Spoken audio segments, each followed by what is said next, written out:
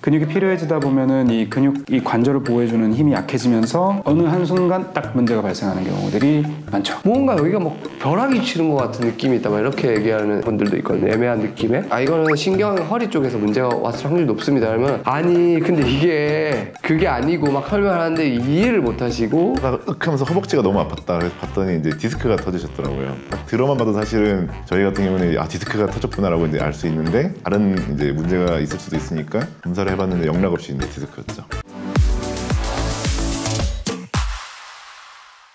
마디마디 속 이야기 우리 동네 정형외과.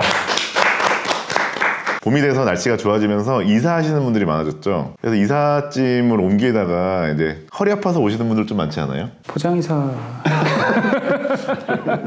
구독. 어떤 형태로 이사를 하든 간에 본인이 짐 정리를 안 할 수는 없잖아요. 남이 모든 짐 정리를 다 해줄 수는 없으니까. 그러니까 당연히 짐을 정리하려다 보면은 이제 앉았다 일어났다 허리 구부렸다 폈다 뭐 팔로 무거운 거 들었다 내렸다 이걸 할 수밖에 없으니까 당연히 이제 쉽게 다칩니다. 최근에 또 이사를 하신 경험이 있죠? 네. 아우 허리 아파 죽는 줄 알았어요.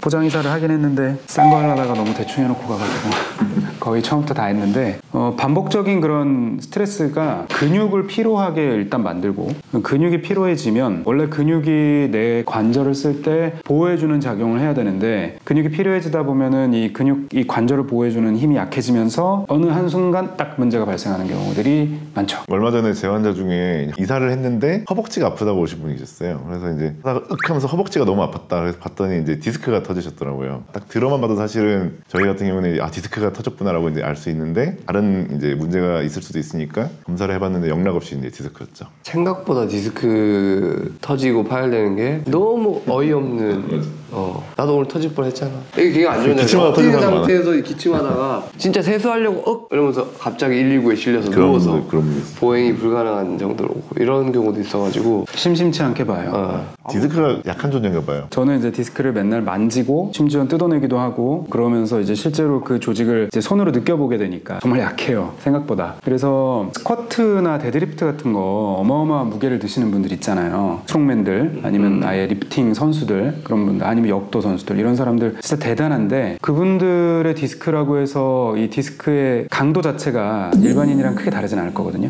쫀쫀할 리는 없죠. 근데 그분들은 디스크를 다치지 않고 그렇게 운동을 하실 수 있다는 거는 그만큼 이제 근육과 뼈와 인대 같은 것들이 단련이 되어서 어마어마한 본인의 힘, 그 무게를 견딜 수 있는 밑바탕이 돼 있으니까 그게 가능한 거예요. 일반인들의 경우에 항상 과도하게 노동을 하거나 무리하게 힘을 썼을 때 문제가 되죠. 근데 디스크가 문제가 아니라 디스크를 싸는 껍데기가 단단하지 않아요? 이중구조로 돼 있는데 가운데 속에 수핵이라고 하는 정말 말랑말랑한 충격을 흡수해주는 일종의 젤리 같은 연골이 있어요. 그리고 그 바깥쪽에는 연골인대 복합체라고 해서 연골과 인대가 서로 섞여 있는 섬유륜이라고 하는 조직이 있거든요. 이 섬유륜은 안에 있는 수핵보다 훨씬 튼튼해요. 젤리가 속에 들어있는 타이어 같은 구조라고 생각하시면 대충 맞습니다. 네, 그런 식으로 돼 있는데 이 섬유륜은 나이가 들면서 노화가 되거든요. 탄성을 잃고 강도가 떨어져요. 관리를 제대로 안 하면 더욱더 그런 경향이 심해지고 흡연이라든지 음주라든지 여러 가지 안 좋은 생활 습관들도 당연히 노화에 영향을 미칠 수 있고요. 하여튼 그렇게 돼서 디스크와 이 섬유륜이 약해져 있는 상태에서 뭔가 잘못된 힘이 가해졌을 때 정말 한순간에 찢어지거나 터지거나 하는 거죠. 아예 완전히 멀쩡한 디스크가 기침하거나 기침 잘못하거나 무거운 거 좀 들었다고 해서 터지는 경우는 없고요. 그러려면 정말 어디서 떨어지거나 아니면 누구한테 맞거나 이래야만 가능한 거고 대개의 경우는 이미 노화가 돼서 약해져 있는 디스크가 작은 힘의 손상을 받는 거죠. 그래서 한번 손상을 받으면 어떻게 치료해서 나오면 또 생기고 또 생기고 그게 그렇죠. 아물지가 않아가지고 네. 계속 아픈 게 재발하고 왔다 갔다 그렇게 하는 것 같아요 진짜. 알림 설정.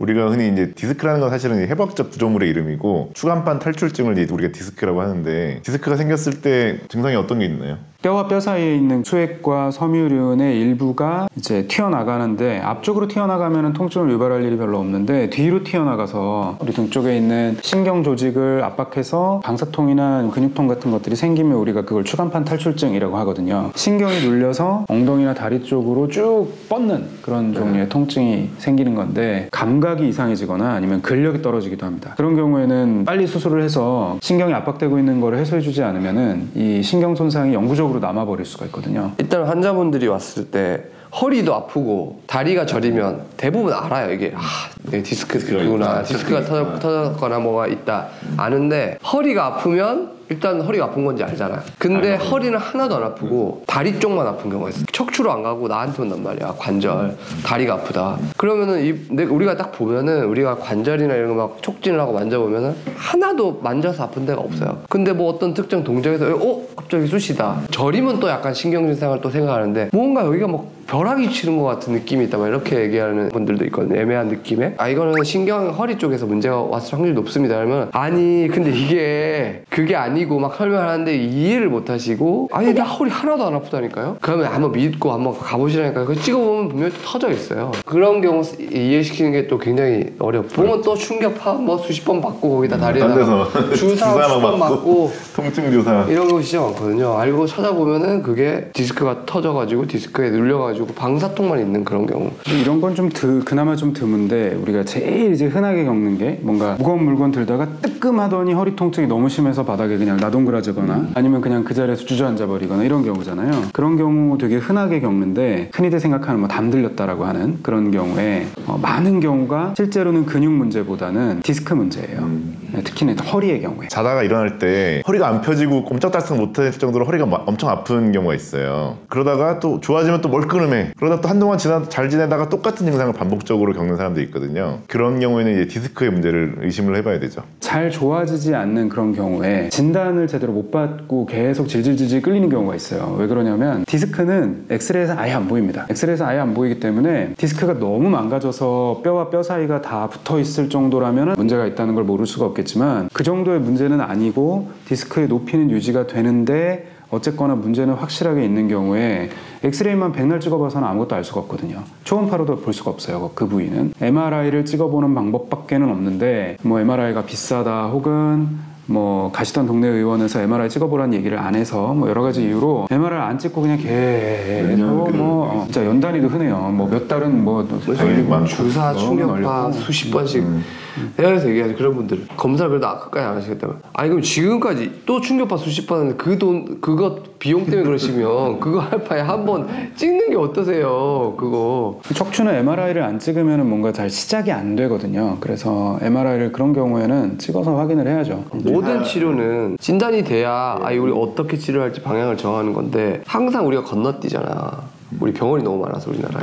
그치. 건너뛰고 치료 먼저. 약부터 먹으면 안 돼요. 물리치료부터 해보면 안 돼요. 안 될 건 없지만 좀 더 정식으로 정확하게 진료를 하고 그 치료 기간을 줄일 수 있는 방법이 정확한 진단이다라고 생각하시면 될 것 같습니다. 그러려면은 자기가 치료하는 그 의사를 만나서 조언을 잘 듣는 게 중요하겠죠. 뭐 그렇다고 뭐 허리 조금 아파서 왔는데 그냥 무작정 무지성으로 그냥 MRI를 찍는 것도 좀 이상하죠. 보통은 통증이 반복되는 경우, 오래가는 경우, 너무 심한 경우, 혹은 아까 얘기했던 방사통 같은 그런 일반적이지 않은 증상이 있는 경우, 그런 경우에는 MRI를 좀 빨리 찍어보시는 게 좋고요. 그렇지 않은 그냥 일반적인 허리 통증은 디스크에 문제가 약간 생겼겠지 하고 일단 치료를 시작을 해본 다음에 좋아지지 않으면 그때 가서 찍어도 늦지는 않습니다.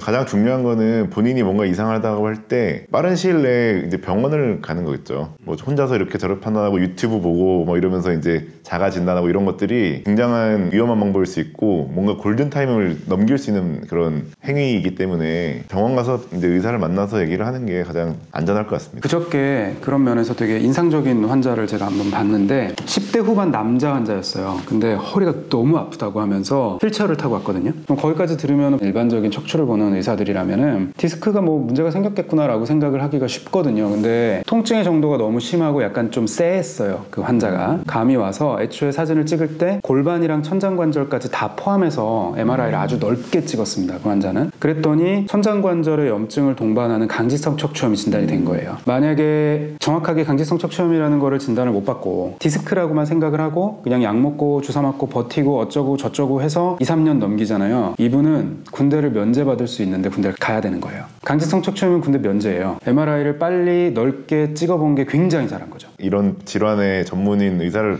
만난 자체가 굉장히 잘한 거죠. 저를 만난 게 행운인 거죠. 좋아요. 겨울이 지나고 봄이 와서 활동량이 많아지는 계절인데요. 너무 갑작스러운 운동 피하시고요. 그리고 무리하게 평소에 안 하던 안 하던 무거운 물건을 드는 것들, 이런 것들 조심하셔야 되고 디스크 관리 잘 하셔서 디스크에 문제가 생기지 않도록 유의하시면 좋겠습니다.